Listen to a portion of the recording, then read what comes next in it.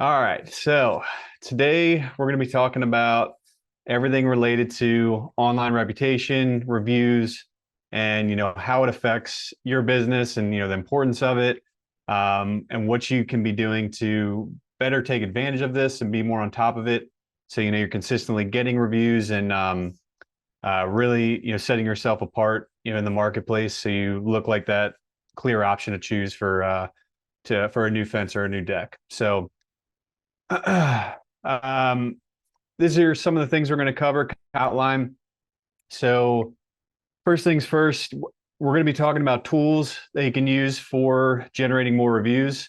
But even if you're using the best reviews in the world, it's not necessarily going to generate the best results. So we're going to be talking about that and really the entire process of asking for reviews and how to properly do that. But we're also going to be talking about how to tap into the power of multi-channel communication. So email, SMS, physical outreach, talking about, how to make it so your entire team is on board with reviews and everybody's working, towards the same mission so you can get as many as possible, how to implement that within your team culture. And then also talking about reviews, making sure you're responding to them, even if they're good, bad, or indifferent, you always got to make sure you do that. So these are just kind of an outline. We're going to be having some more topics in here too, but some good stuff ahead. If you're wondering who I am, if you've not been on these webinars before, I am the owner of Fence and Deck Marketers and also the Fence and Deck Mastery podcast. So through Fence and Deck Marketers, we do a ton of new content that's all free for fence and deck builders to help them grow their businesses. So do a lot of stuff with that. I've been doing SEO digital marketing for 10 years now, and same with website development. And really founded Fence and Deck Marketers to go after one niche, and really loved working with these types of businesses and have some fence experience of my own. So that's the reason I did that. Just, a lot of things kind of aligned, I guess, but just have a lot of great respect for these industries because it's not easy work too. And I guess it doesn't get the appreciation it deserves. If you're wondering about Fence and Deck Marketers, so we do only work with fencing and decking, as the name suggests. Those are the only types of businesses. Of course, there are clients that do other types of services along with those. That's fine. You just have to be doing one or the other. We do pretty much everything related to digital marketing. So we build websites, pay-per-click advertisement, Google ads, Facebook ads, social media management, and everything you need to really get more leads online. All right, so now we're going to get into kind of oh, let me just let somebody in. All right, so now we're going to get into the meat and potatoes of the webinar. So the thing to ask is, why is it important? I don't want to just stress like what to do. I want to kind of paint the picture of why it's so important. And there's really a ton of reasons why having good reviews are important. It's going to help you generate more leads online, of course, and then it's also a very important ranking factor with Google. So they do studies that kind of tell you what impacts the local rankings for SEO, and reviews are 16% of that. So it's a good bit.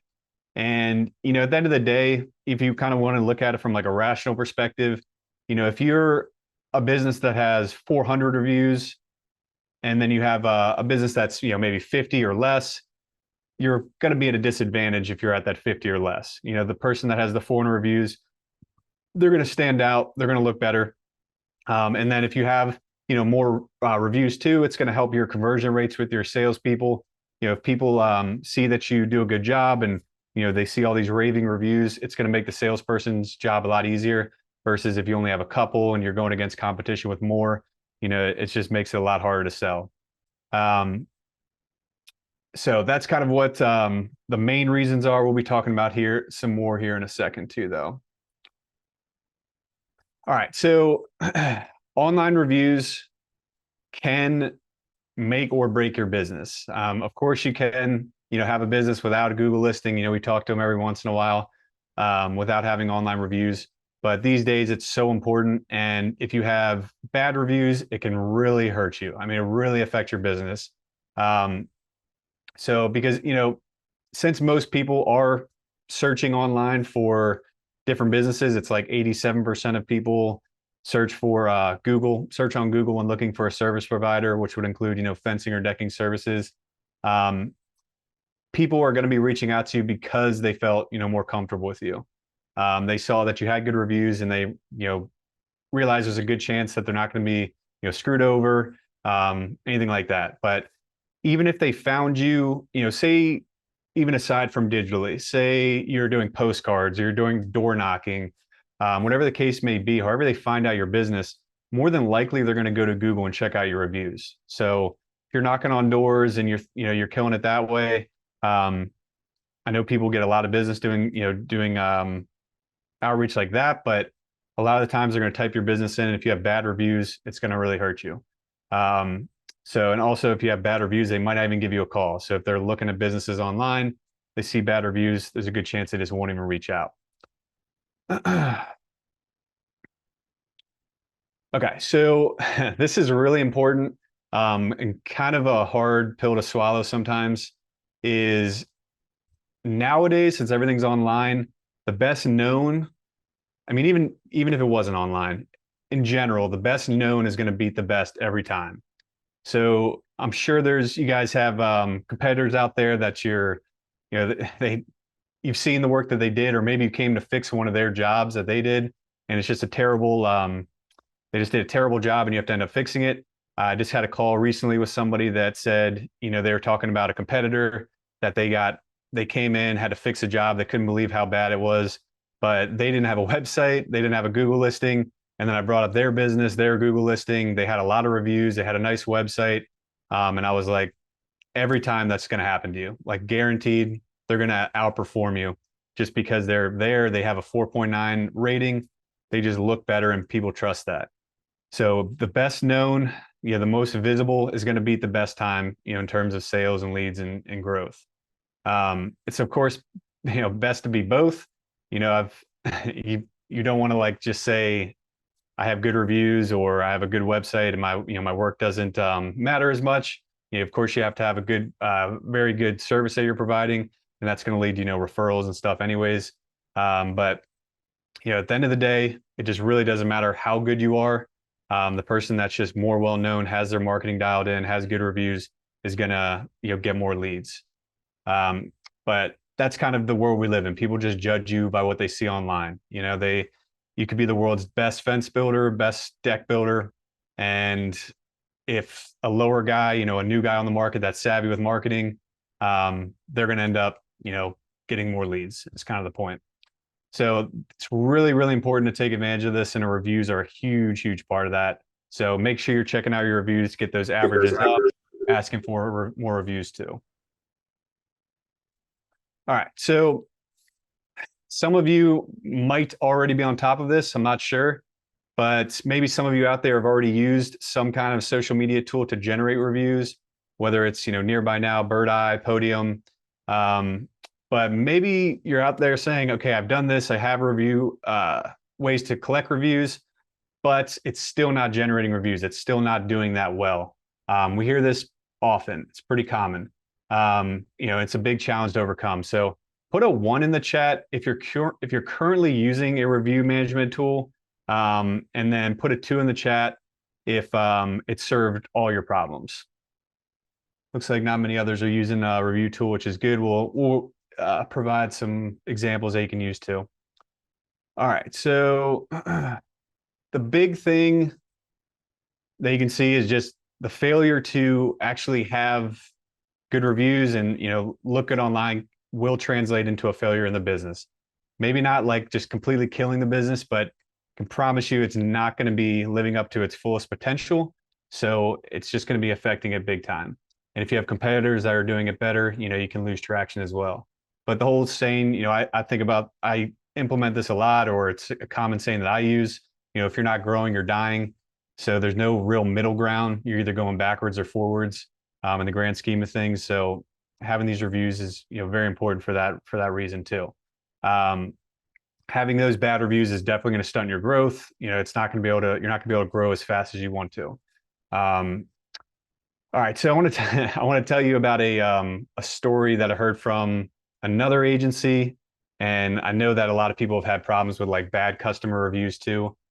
This is one just kind of a funny that is unfortunate, but apparently there's a lot of people out there that are willing to spend a ton of time just wrecking somebody's business. But a client said they had a customer that was just really unsatisfied with the service. They left a bad review on Google, and they tried even moving their Google listing and starting a new one. And this person was so hell bent on screwing them over, they found their new Google listing. They would find them on Yelp, Facebook, basically anywhere reviews are allowed, and just hitting them hard with bad reviews. This happened over years, surprisingly. So you just got to keep an eye out, for those bad reviews. Be very careful about what you say to somebody or how you handle a situation.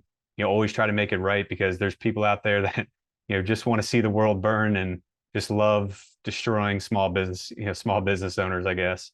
So be careful with that, and always make sure you reach out and try to make it right, whatever you got to do if you do get a bad review.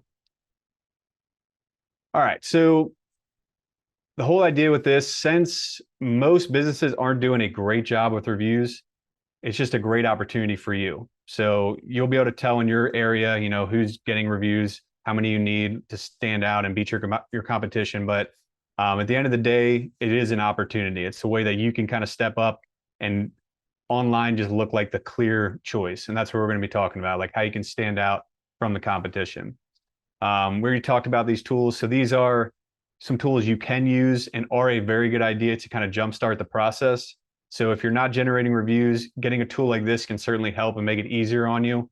We're going to be talking about some other ways to get reviews, but this is kind of the easier way to do this without, I guess, investing too much of your time. And then these are just some of the common ones that we've seen. I think Nice Job is also a really good one that we don't have on here. But at the very least, if you're not using one of these, you need to be asking for reviews. You need to be asking in person for people to leave reviews. And I'll be talking about like some specific things that you can do there. So, and I saw Matilde said, what do owners do in those situations? I'm assuming, I think I jumped ahead, but if they have those bad reviews, quite honestly, what they did in terms of getting a new Google listing, that's one way. But I mean, if they leave a legitimate review on Google, Google's not going to take it down. So there's not really a whole lot you can do. That's why it's important not to, I guess, screw anybody over, or, let your emotions get the best of you. And when you're having an interaction with a customer, do what you can to swallow your pride and avoid those reviews, because if you find some guy like that, that's just going to try to kill you with their reviews, it really can affect your business. So there's not really a good option for it, unfortunately. All right. So the whole idea of getting reviews and standing out is to have your reputation speak for itself online.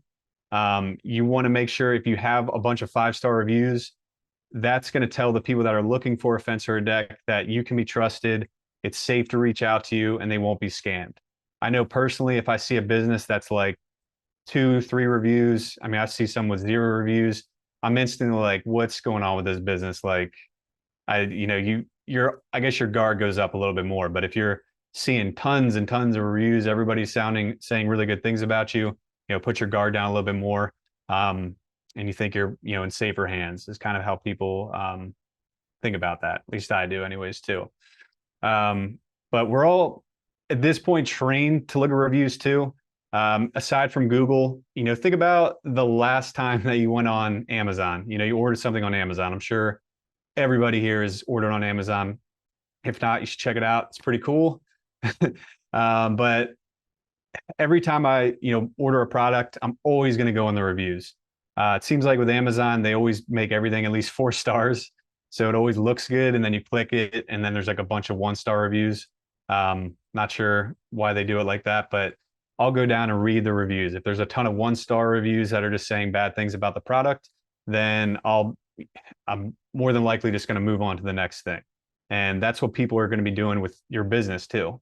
If they see some bad reviews, maybe they still contact you, but you're going to be put in the back burner. You're not the preferred choice right from the start. So that's kind of how it works. We're all, guilty of this. And make sure, well, I guess if you relate this to Google, so we talked about Amazon, the the same thing goes if I'm looking for a contractor. I'm going to be looking, at the 1-star reviews, seeing what they have to say, be reading through the 5-star reviews, but there's also options to post pictures. So if you get some good customers putting pictures on there, they can really get an idea of the work. They know it's not a fake review, so that can help a lot too. All right, so I want to see what people think. Obviously we've been talking about the importance of it so far, but I kind of want to see what everyone thought. And I probably should have added this earlier on in the presentation, so I apologize. But coming into this, I want to get an idea of what everyone thought, in terms of the importance of reviews before I started going off and babbling about all this stuff. So drop a 1 in the chat if you think reviews are very important and you have to consistently get them. Drop a 2 in the chat if you think they don't matter and you're not sure why you're here, or maybe you're forced to attend this webinar. And drop a 3 if you think as long as you have enough reviews, you're good to go and you don't need more. If you have enough, you're okay, and you can just kind of roll with that count that you have. All right, so Mark and Matilde, Scott, yeah, probably need a little bit more challenging questions, but I assume if you join this webinar, you must think they're somewhat important. But that number 3 is a common misconception. If you're like, hey, I already got 20, 30 reviews and my competition doesn't have them, I'm good. Yes, you're in better shape, but you need to be consistently getting them because that's going to help with your rankings too. So there's no way to have too many legit reviews. Like go for over 1,000, as many as you can get. It's only going to help you out, and also gives you, more valuable feedback. If you're asking for these reviews, you'll get more interaction with a customer to see what they're really thinking, and giving them a better experience, quite frankly. So some shocking stats for you. So 84% of people trust an online review as much as they do a personal recommendation. When I first heard that, I thought it was crazy. I thought it was wrong, didn't really make any sense to me. But then I got to thinking, I guess it depends on your family member and how much you trust them. But me personally, I mean, if I'm going to get a reference, I think it's pretty common, if you get a reference for somebody, a local company, maybe people just think that you have some kind of association with them. And at the end of the day, people want the best result. They don't want to help out your friend. They want to get the cheapest price, or they want the best product, whatever the case may be. So when I thought about that, it started to make a little bit more sense. So that's, really important to keep in mind when thinking about reviews. And also 77% of consumers think that reviews more than 3 months old aren't relevant. So have you ever seen, you might have seen this before, I hear this pretty often too. People will think their competitors are getting fake reviews. You go and look at their reviews and they have 100 reviews in 1 month, and then they just stop getting them. The reason for that is probably because they stopped paying for reviews, which is a big no-no. You don't want to pay for reviews. But once that's done, they're on their own. They're not paying for reviews, they're not getting them, then the results are going to suffer. So you have to continually start getting them. You want to show new reviews. People can check to see work done within the past couple of weeks, ideally, so they know the most up-to-date work that you've done. So of course they matter. I wouldn't do a whole webinar on this if they didn't, but they are very, very important. All right, so here's some reasons why they're so important. Some more reasons I know I've talked about a lot, but I want to give you some, more statistics to really hammer it in. We already talked about the rankings with Google. So Google has this thing called Google EEAT, and it stands for expertise, experience, authoritativeness, and trustworthiness. These are like their principles for how good websites and businesses should rank. So they've been pushing this hard for a while now, but in that EEAT, the T stands for trustworthiness, and that's a direct correlation to reviews. If they can see that you have a ton of reviews and people are trusting you, that's going to impact your rankings. So they need to see, on your website, the review totals, the different reviews you have, and have them on your Google listing too, because that tells Google this business can be trusted. But 88% of consumers look at online reviews So pretty much everybody's looking on them. There's a number to like kind of solidify it, but I was already talking about the importance of that. But pretty much everybody's going to be looking there. And on top of this, the conversion factor. So, no matter how they reach out to you, somebody's looking for a new fence or a new deck. If it was offline, online, it's going to affect your conversions if you have good reviews, because no matter how they figure it out, the 88% of them are going to be looking at the reviews to start. So they're going to know about you, like, the past work you've done. And that, before they call you likely, or for sure before they, have you come out for a quote.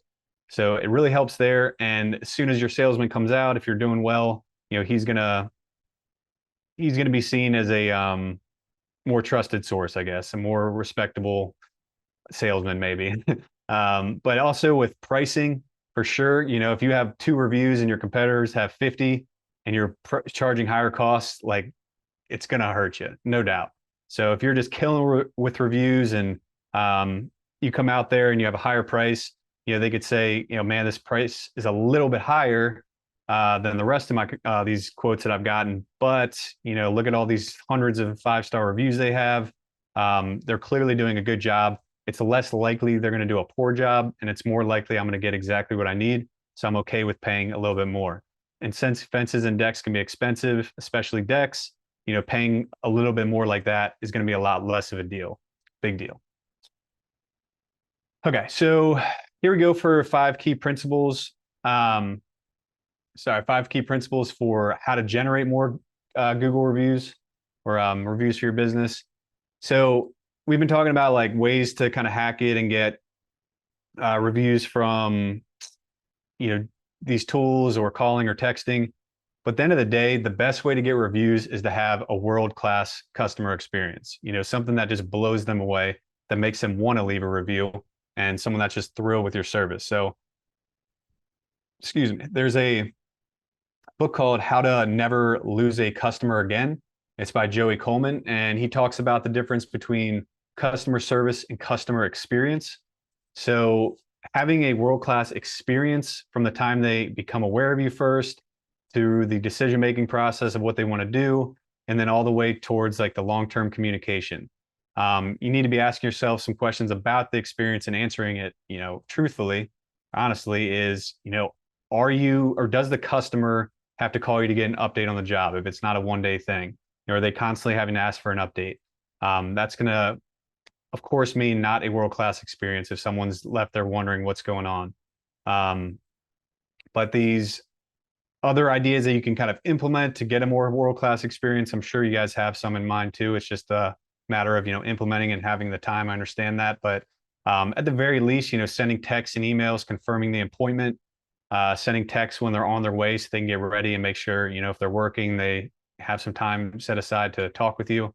Asking for feedback after, getting honest feedback of how they thought you did. And then, making sure someone's always answering the phone, like always. I can't stress this enough, like have somebody answering the phones. If it's a receptionist, an answering service, one of the two, just somebody that's picking up the phone, because it's going to be very frustrating if they have to call you back, or if you have to call them back, at the end of the day or something like that. So all of these will play a huge part in getting reviews, because if they're just so blown away by the customer experience, they're going to be much more willing to leave a review because they're happy, they're happy with the experience. This is another overlooked one, but you really should try to get everybody in the company on board and understanding the importance of leaving reviews.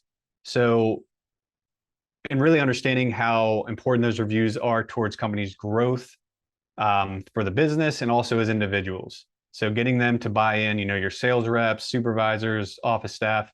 If everybody is on the same page and bought into this idea of reviews, then you'll be able to get a lot more of them. But it's common for people to think, if this company gets a new review, if we get one review, great. It's not affecting me whatsoever. It doesn't benefit me, so I don't really care. That's what most people are going to think if you don't have the right culture. So I heard there's all kinds of ways to do this, but one I heard from Cascade Fence and Deck when I did my podcast with them, if you've heard of them. They're about 12 to 13 million a year fence and deck company, and they do a really good job. But they said, and I've said this in past webinars, in the very beginning of the call, go to the customer and say, hey, if we do a great job, would you be willing to leave a 5-star review? Every single person is going to say yes. So when the job is done, what you do is go and say, hey, there's a competition in the company. Whoever gets the most reviews wins and gets a free lunch. So people are very willing to help, those people that are, slaving away on the on that fence or deck, just busting their butts and breaking their backs, with all this hard work they're doing. They're willing to help those people because they can tell, maybe they're out there sweating really bad. It's a hot day. They want them to be benefited within their company. So if you kind of make it about that and getting a benefit towards them, you're also going to be much more, likely to get a review. Also, and this is in addition to kind of how they do it, but something I would recommend, if they say yes, like great, get them to get the link immediately. Send it to them. If you have one of those QR codes that they can get the link, do that immediately. Get that review while you're there. I mean, as soon as you wait, it's going to take forever. They may just never get it, especially if they're not great with technology. Then you might just never get the review. So send it to them right away. I promise you that sequence will get a lot. Will help a lot with getting more reviews.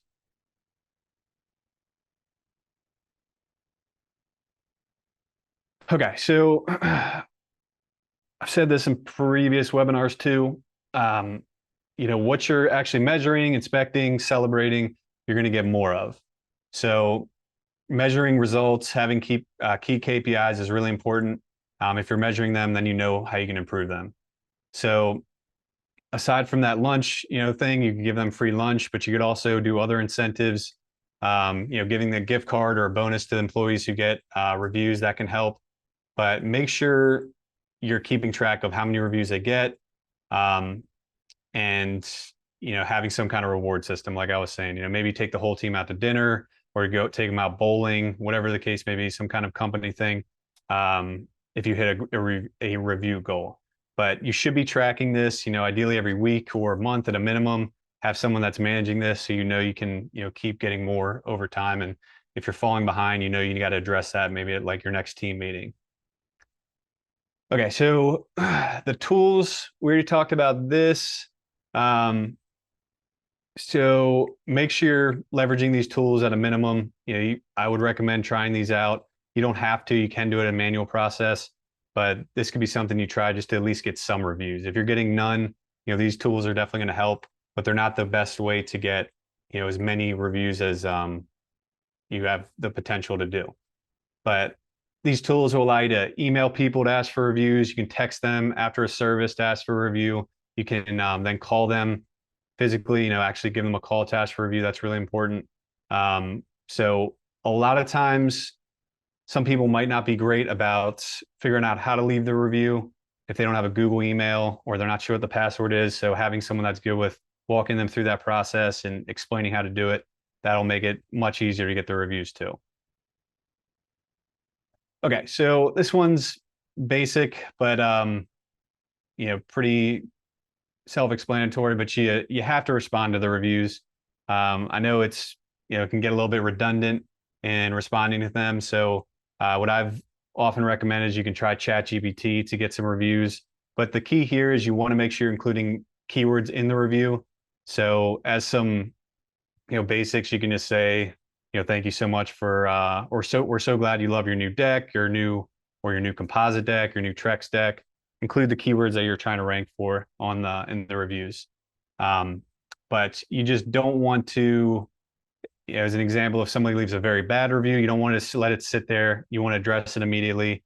Hopefully they don't spend years ruining your company like that one story I told you, but you want to make sure that you are addressing it nicely and don't, even though I'm sure you would love nothing more than to like unleash on this person and, yell at them or whatever, just hold that back and just bite the bullet and really, just answer it politically correct, I guess. So that way, other customers or potential customers don't see that because they're going to see the email, see you being a jerk or, condescending, whatever. And that's all it's going to do is make yourself look bad in their eyes because they're going to think maybe they'll have the same experience with you. All right, sip of water.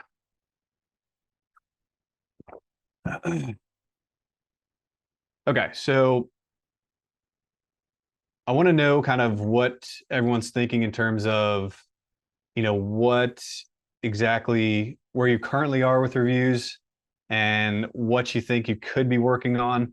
So out of those 5 principles, if you could put a 1 through 5 in the chat, I'll outline them again since it's hard to remember. But I want you to put a 1, 2, 3, 4, or 5 in the chat based off which ones you think you should be doing, you have the most priority on, that you're not doing that you think would give you the best results. So the number 1 principle is providing a world-class experience, making sure that everything you do from the start to the end is blowing away the customer.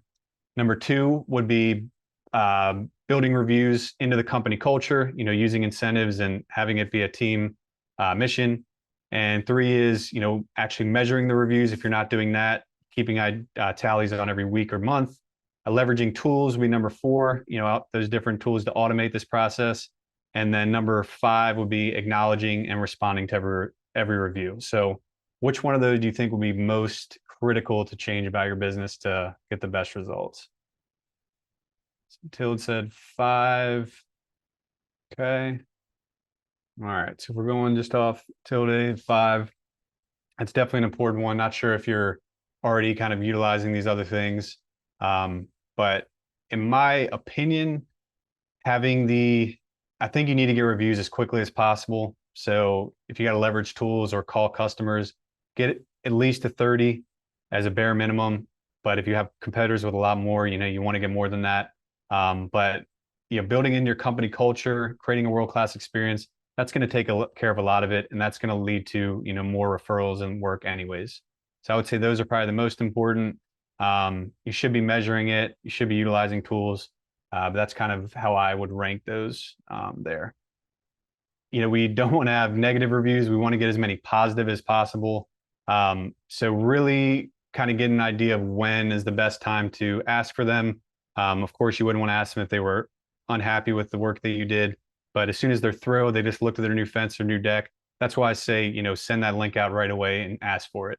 That's going to help you, get that review quickly. And also just knowing how many reviews your competitors have is really important. So I said 30, but maybe you're in an area, a bigger area that, your competitors have hundreds. Somebody has 200.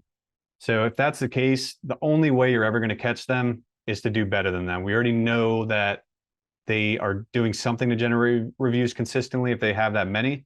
So you really need to kind of go back to those principles of, working on your customer experience and also, having it inside your company culture. Because if everybody's on the same page, everyone wants more reviews and they're rewarded for it, promise you it's going to help your business. So it'll be worth the little money or whatever you have to fork out to reward your team.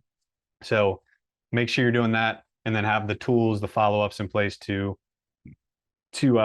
reach out and get that review as well. But if you have a low rating, you can calculate it out, see how many reviews you need. Say you're at like a 3 something, that's a big problem. You got to at least be at 4, but 4.5 or higher. You say like 4.7, 8, and 9 is actually some of the best ones you can get. 5 makes it look a little bit more spammy because you only have 5-star reviews. So don't worry if you get a couple bad reviews. People expect that.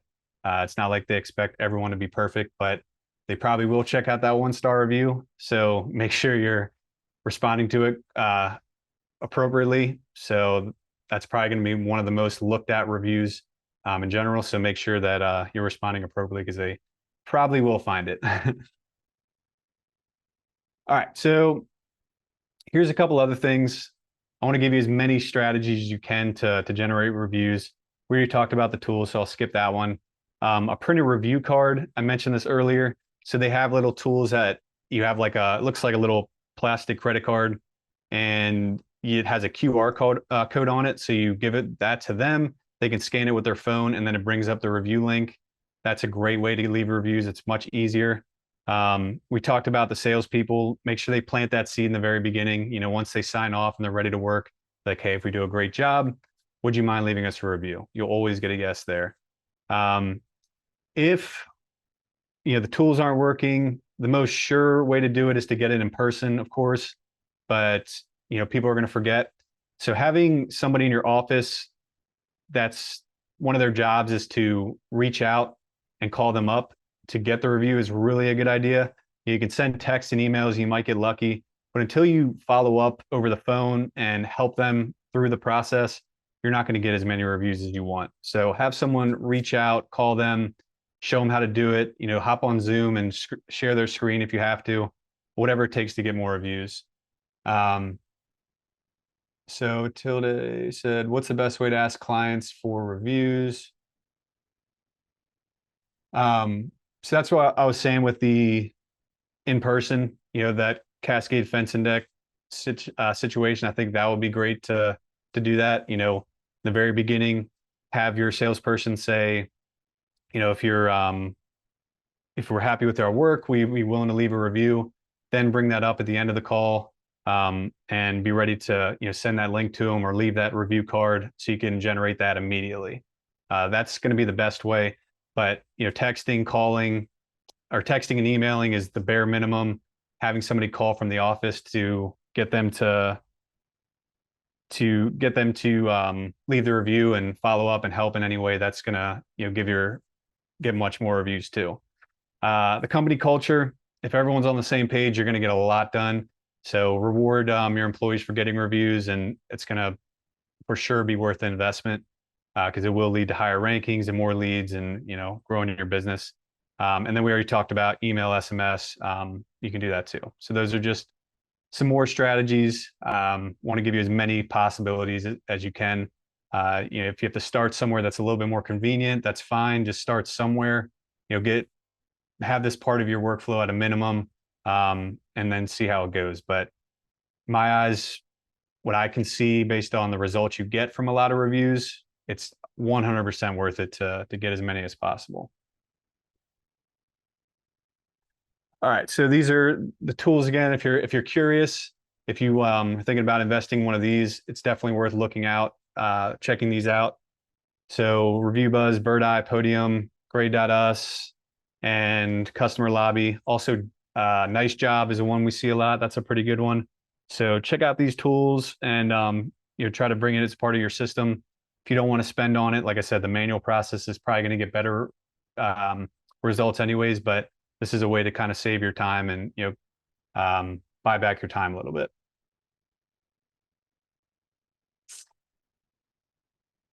Okay, so responding to every review, in order to make sure that this is done the way you want, you have to have some kind of system. So you don't want it to say like, think of your receptionist or your salesperson and be like, hey, I need you to respond to every review. Like, you want to sit down and have a system in place so every review gets tracked and measured. You want someone that has their sole job, or not sole job, but it's one person that's one of their primary responsibilities is managing this. To do that, you have to make sure they're attached to your Google listing or your Facebook page. So if a review comes in, they get alerted. You don't want the owner to get alerted if he's not really part of this. You want the person that's going to be in charge of this getting the alert, so they know as soon as it comes in, they can respond to the review and check it out. But one person at least should be in charge of this. And then also, this person, you want to ideally deal with the negative reviews. If somebody's being a jerk and saying something negative, you want to make sure they know how to deal with those. It's probably going to take some time in the beginning to kind of give them an idea of what to say in particular instances, but you want to kind of get them used to that. You want to make sure they know how to respond to it over time. And you want to make sure if you're publicly responding to a negative review, that you have a good comment, something that's professional and sounds good. Okay, so I touched on this, but since ChatGPTs came about, this is something that I've recommended using. So you can say, you could go to ChatGPT and say, I was left this review. I'm a deck builder, a fence contractor, and they left this review on Google. I need a response that includes keywords that I want to rank for. You know, deck builder, fence company, composite deck, Trex deck, wood fence, vinyl fence. You know, whatever is associated with that, whatever was installed. Try to put that in as the keywords in the response. So you can use ChatGPT to kind of get the wheel spinning. If you're not a wordsmith like I'm not, you know, you can use that to really help you out and create a nice, you know, nice sounding review. Okay, so a couple more things. These are just some creative ways and some little tidbits to know when you're setting up this process, like how to get best results. Making it personal is a really good idea. So you don't want to just say, you can automate emails and texts for sure, but if you have something personal in the message that's, you know, referencing the project you just did, that they know, like, okay, this can't be personal, or this can't be generic, this has to be personal because you mentioned, you know, their property or some interaction you have. That's a great way to do that, to get more reviews and more responses. And then also be aware of the platform they used. So say you're running a Facebook ad, then you might want to send a Facebook review link. That might be the platform they're using. For Google Leads, you know, send the Google link, of course. I would highly recommend getting your your reviews in order quick, you know, 30 or more before you start dabbling in others. But you know, just making sure you're reaching out is kind of the biggest thing. But also asking at every stage of the process. We already talked about that. You know, the beginning, ask for a review. At the end, ask for it. And kind of touched on this. You know, it's going to be easier to get a review when they're very happy. So if you can get them to leave a review after they're thrilled with the new job, they'll likely take the time to sit there and fill out the review while you're standing there. You can say, "Hey, I'm happy to help you out." It can be kind of tricky. So just want to, you know, make sure it's easy on you to leave the review. You know, we really appreciate it. That'll make it so they don't get frustrated later trying to figure it out and can't. So good idea there. And then we already talked about, you know, the employee rewards, you know, making a competition out of it, rewarding them if they get enough reviews.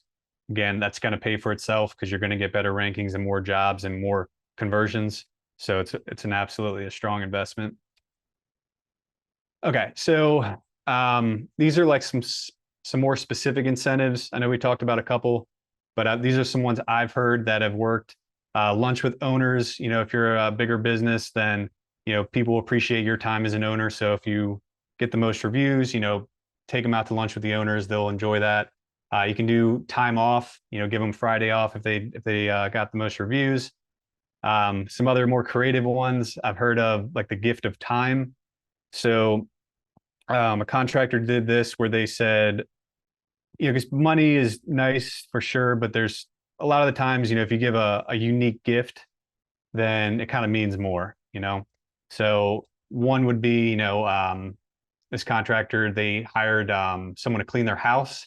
So they had someone come in there and clean their house, walk their dog, mow their lawn. You can think of a million things that we all kind of dread doing or don't have the time to do. So you can give the gift of time. And then having like the We Are the Champions situation. This would be like, you know, having unique gifts, like maybe a parking spot if you're, you know, that's an issue. People can use like a wrestling belt. They sell wrestling belts on, you might have seen them on like a Facebook ad. You can customize a wrestling belt for most reviews. Give cash, like I said, you know, $500 to whoever gets the most reviews in a 30-day period. $2,500 if they get the most reviews in a whole year. Also, I've heard somebody that it was a smaller business, but they said as a team, if they get this number of reviews, they'll pay for a whole cruise for themselves and the spouses. So that one's a little bit more expensive, but like I said, I don't know exactly how much that ended up costing, but if you're getting a ton of reviews and you set a very big goal and you hit that, you're likely going to be, you know, reaping the rewards, and it's going to be worth it to take your team there. So also subscription services, you know, if you want to give them access to Netflix or pay for their Peacock account or something, just getting a little bit more unique, because if you're just saying, me personally, if it's like $500 a month, that's good, I guess. But if it's something cool or something different, something with a little bit more pride attached, or just being a little bit more unique, it might, pique the interest of more people and have more people really invest in it. All right, so that's about it. I know we went through a lot there with reviews, and I'm sure by now you're definitely aware that reviews are important, but I'm just curious, what did you guys learn? Is there anything you guys noticed that really stood out? Anything you'd like to share? Anything that you really took away from this, I would love to know. So, meaningful engagement with clients and employees can lead to a more prosperous experience. Yep. So, yep, exactly. So, linking your team with the clients, really having them invested in, not only the work they do, the job they do, but actually getting that feedback and knowing what the customer thinks and doing whatever they can to make sure they're as thrilled as possible. It's a great idea. So thanks for that. All right. So unless there's no more, if anybody here is interested in getting more results and doing better with ranking out higher on Google and becoming that number one fence or deck business in your area, feel free to reach out to us. Fence and Deck Marketers works exclusively with fencing and decking companies. You can reach out through our website, give us a call. That's actually the wrong email. It's actually Alex at Deck Fence Marketers. So make sure you're put that one on there. You can give me a call. That's the right number. And then if you want so with these webinars, it's kind of longer form. It's like an hour long, as you know. But if you want, well, we will turn this into a podcast. So I'll take the audio of this, put it on the podcast. If you want to listen to the recording on the go, it's very helpful that way. But if you want short form content, we post about a video every single day, through Facebook, TikTok, Instagram, LinkedIn. So it's if you want to get some more short form stuff, you can check out the QR codes here. So they said, when's the next podcast? I think one was released recently, but we post one about every week. So this one should be on next week. And then we're lining up some new guests too for the podcast. Actually just line one up for next week to get some more feedback from like the supplier side, people that are supplying the composite boards, the reps for Trex and TimberTech and Fiberon. I'm going to be talking to him next week. So that should be released the next week. So it's usually we release one about every single week. All right, but that's about it. If anybody has any questions, feel free to put it in the chat. I'll give a couple minutes here if anyone has one, but that's pretty much everything I had. Like I said, the recording will be sent out to you guys. It'll be put on YouTube and also the podcast. So if you're curious, you want to, rewatch it, re-listen to it, whatever, you can check it out that way. All right. I think that's about it. Thanks, everybody. Appreciate it. Have a good rest of your week and a great weekend.